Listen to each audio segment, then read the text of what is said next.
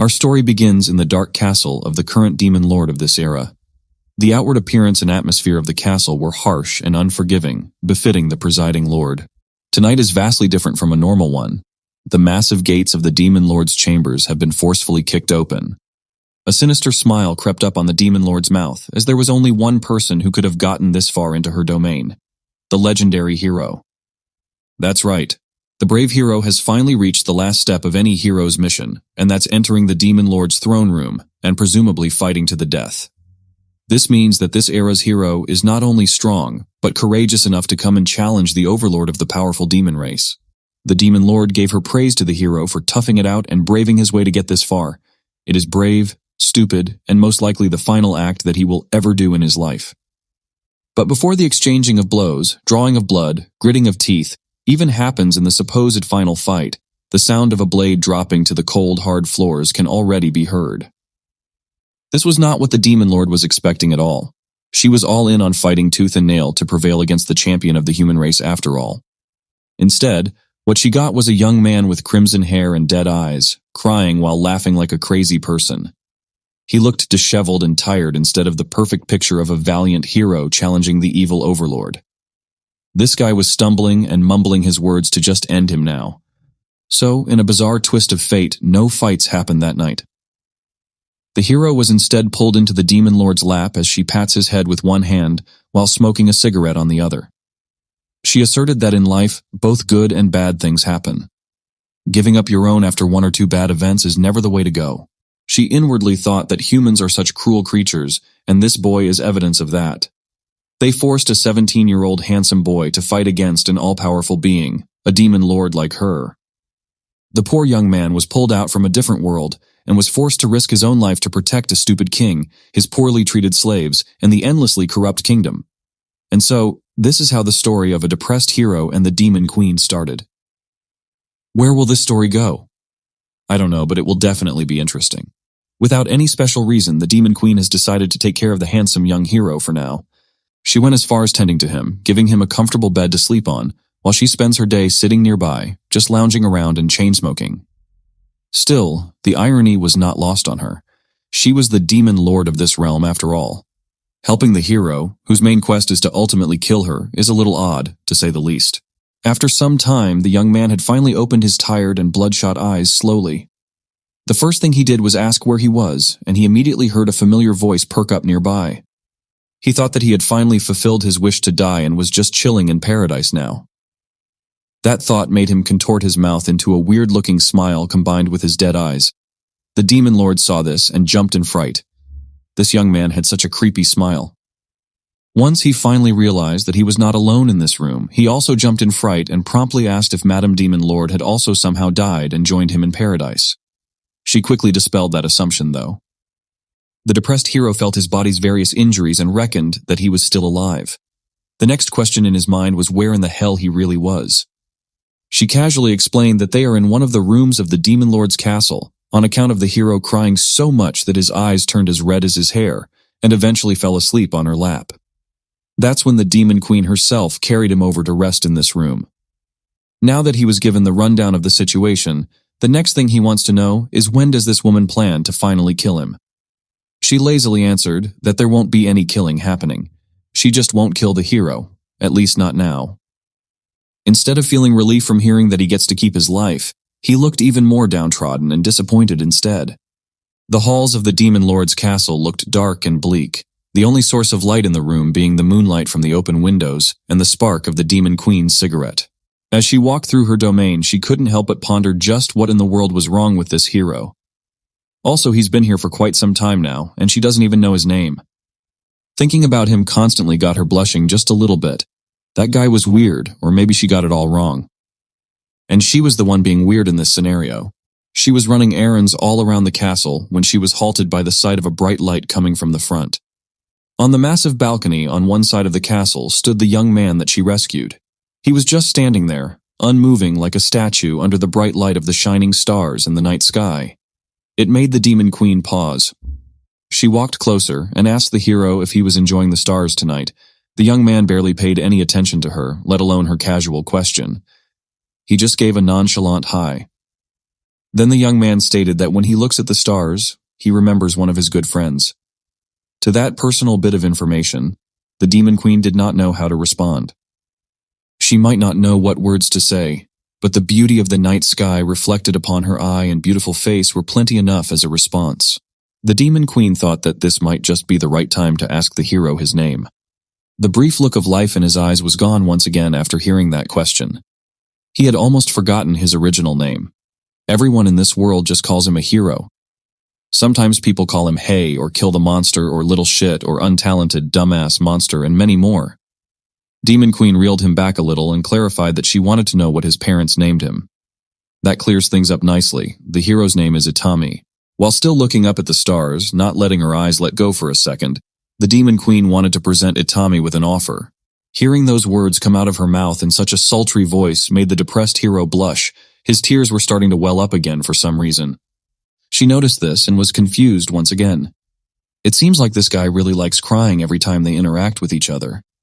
Itami started trying his hardest to wipe the tears away, but they just kept on flowing out. It's just that in this cruel world, he was called by his original name only 2 times. He was just glad to hear it again after a long time. She did not think that it was that big of a deal. She did not think that the human world had been even harsher on this young man than she initially thought. Demon Queen wanted to continue what she wanted to say when she was about to call him hero. She made the conscious decision to stop herself midway through. She wanted to call him by his real name, not by the name and title that the kingdom has forcefully thrust upon him, Itami. The sympathetic Demon Queen took a quick step back, turning to Itami with a wide smile that flashed her adorably terrifying monster fang. With her arms stretched wide along with that beautiful smile on that blushing face, her demonic wings did not look so grim at all. She announced that starting today, Itami is free to live in her castle and serve the role of being her personal bodyguard. She promised that everyone would be calling him by his real name from now on. The sight of this supposedly ruthless demon overlord looked more like an angel sent from above in Itami's perspective. Every time she says his name, his broken heart repairs itself bit by bit. And when she finally said that he would be happy here, the tears that were born from grief and debilitating sadness were replaced with tears of comfort and hope. For the second time in his life, Itami's wounded heart and soul began to heal ever so slightly. The emotion-filled night has passed, and the sun has risen on the Demon Lord's castle. Itami and the Queen were walking the halls together. It's a good thing that the demons in here don't know how the hero actually looks like. This way, Itami can freely roam the castle under the guise of a new human ally. That last bit of information came quite as a surprise. He did not know that the demon faction had human allies to the point of making it possible for him to roam the castle without any demon batting an eye. She confirmed that they do have some arrangements with a few selected humans. Besides Itami, there are 3 more people that are formally members of the Demon Lord army, though they are in human kingdoms right now as spies. On an unrelated note, she actually wanted to bring up something extremely important to Itami. She looked at him and only now noticed the sorry state of the young man. This guy was wearing a tattered homeless hoodie and shitty pants. His whole fit was cooked, from head to toe. It was abysmal. The Demon Queen's eyes lingered on his hands. They were full of battle scars from who knows how many death-defying duels that he endured. When she continued scanning him up and down, she just had to ask how many times and when was the last time this young man had even changed his clothes. Itami meekly explained that he hasn't had the chance to change clothes since arriving in this foreign world. That cannot be possible. As far as the Demon Queen knows, the hero was summoned 2 years ago, and the Human King announced his arrival to shock the entire world back then. That was actually false information, as Itami arrived in this foreign world 2.5 years ago. For the first confusing half year in this place, he was chained to a table where a creepy guy conducted painful and inhumane experiments on him, day in, day out. After that torturous 6 months, he was sent out into the world with the merciless king assigning him so many quests that he had no time to even change his clothes. It was so bad that he had no time to even take a bath even if he wanted to. Just when the Demon Queen thought it could not get any worse, Itami just casually dropped a new trauma bomb while they were strolling the castle. She almost teared up after hearing this inhumane treatment of a poor and confused young man in the hands of humanity. Demon Queen felt so bad that she was compelled to give him new clothes. And now that Itami has mentioned it, the smell of death really does follow him wherever he goes, and it was not just in a metaphorical sense. He literally smells like his odor can kill a man outrightly. Before clothes, what Itami needs is a bath, and an extremely urgent one at that. He just smells so bad that even the demonic overlord could not bear it. A sudden Valentine's Day poster in your feed, just to remind all the single guys that even a depressed hero has a girlfriend and they don't. There will definitely be more depressed heroes in reality after this. And to cope with their depression, they will have to go in search of their personal demon queen who will become the queen of their heart. Let's go back to our story. Today's mission is getting Itami a new set of clothes to get him out of his stinky starter kit. There is one castle attendant that could help with that problem. Her name is Saibet, and the demon queen needs her as soon as possible. This tanned, demonic maid with a single horn on the left side of her head was just one call away to attend to her master's demands. Her curtsy might look graceful and full of disciple, but in reality, Saibet is quite a troublemaker. That smug smile alone is an obvious sign that she is not your typical subservient and well-behaved maid. The demon queen was surprisingly respectful to her attendant. She takes care of her people very well. She promptly introduced Itami to Saibet, the demon queen's personal maid and good friend. Saibet respectfully curtsied with grace once again, but the look she started giving him after that was quite sticky and curious. She did not hesitate to get right into his business, trying to touch him while praising his nice-looking face. He might look good, but he looks weak in Saibet's opinion. That's only natural since he's human after all. Saibet turned to the demon queen, expressing her doubts about whether Itami could even last 1 minute. The demon queen and the former hero had no clue about what this 1-minute thing she was talking about. The maid gladly elaborated that there is only one thing that a 500-year-old demon queen needs, and she explained in the most family-friendly way possible through hands. It's about time for their queen to do the deed after all. If she was not being straightforward enough, Saibet just outrightly blurted out that the queen should finally lose her virginity or be one forever.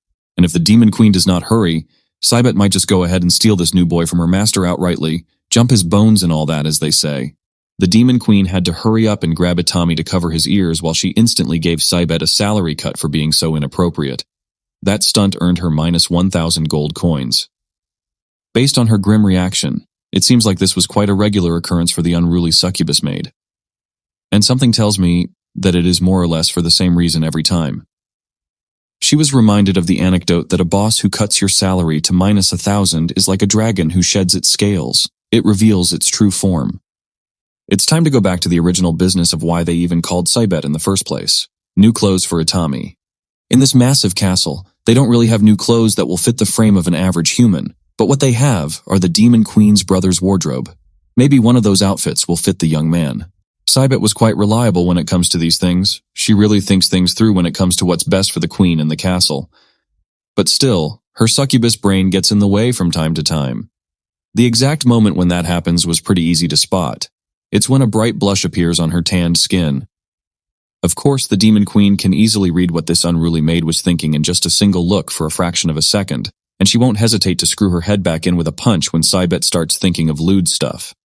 Today's clothing mission has led them to the castle's storage room where some of the queen's brother's clothes are quietly put away. There are mountains upon mountains of garments of many different kinds in this massive room. The three of them had to split up in hopes of finding something that will fit Itami. What's surprising is that these heaps of clothing belong to just one person. He must be quite a fashionista. Thinking about it pissed off the demon queen out of nowhere. Right now, her brother's girlfriend likes dressing him up like a doll. That was why his original wardrobe has been thrown to fill up this storage room. Itami was quite worried that the brother would mind if they took his clothes without permission. But the queen was quite certain that it would be okay. That brother of hers never wore these clothes anyways. He just likes to wear that one black coat that she gave him some time ago.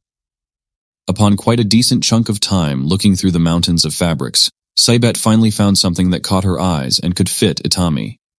The queen then turned to the former hero and nonchalantly ordered him to undress so they could see how well it would fit. Itami was quite prone to giving in to pressure, so he immediately started undressing in front of the two ladies, slowly exposing his toned body. The two women seeing this felt like lightning just struck them both. The demon queen even paused her chain-smoking for a while in shock. Itami cluelessly looked at both of them and asked why they were looking at him weirdly, as if his ripped body riddled with scars everywhere was not weird at all.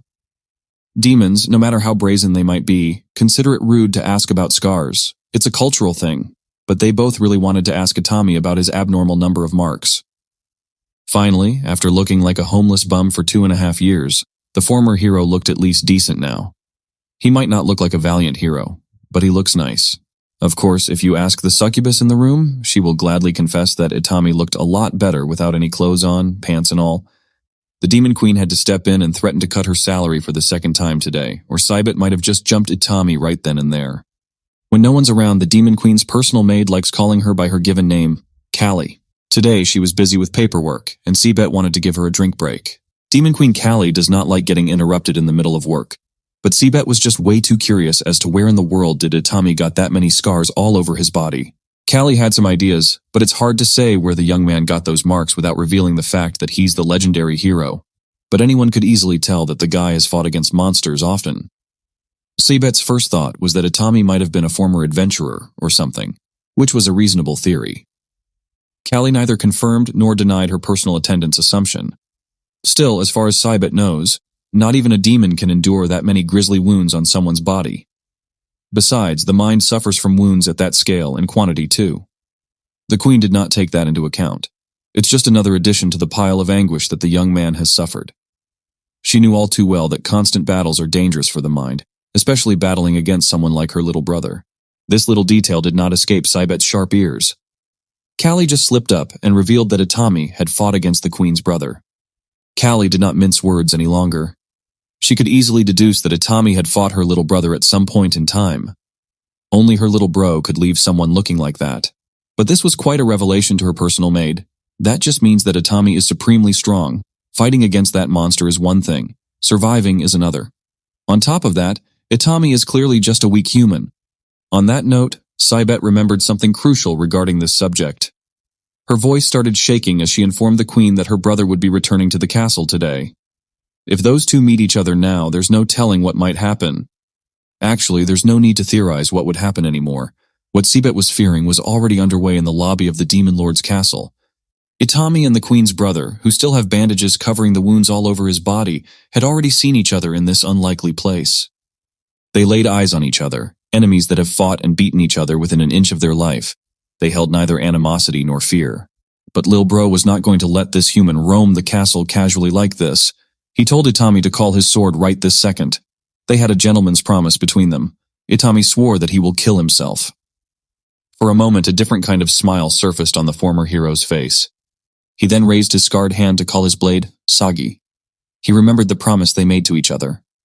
The legendary blade, Sagi, came bolting through the halls of the castle with incredible speeds, eventually finding its rightful place in Itami's hand. It's about time they fulfilled that promise between the two of them, whatever that may be. It was nearing dusk, and the two men went outside of the Demon Lord's castle to settle their differences. The way they would do it was as straightforward as it came. Itami was obviously nervous as he stumbled over his words. He started the countdown, priming his hands forward as he counted from 3. The Queen's brother looked him directly in the eye, seemingly sizing up the former hero as he counted down to 2. Dark circles were apparent around Itami's eyes, but there was a new luster of life in them compared to when he first barged into the Demon Queen's throne room. He counted down to 1.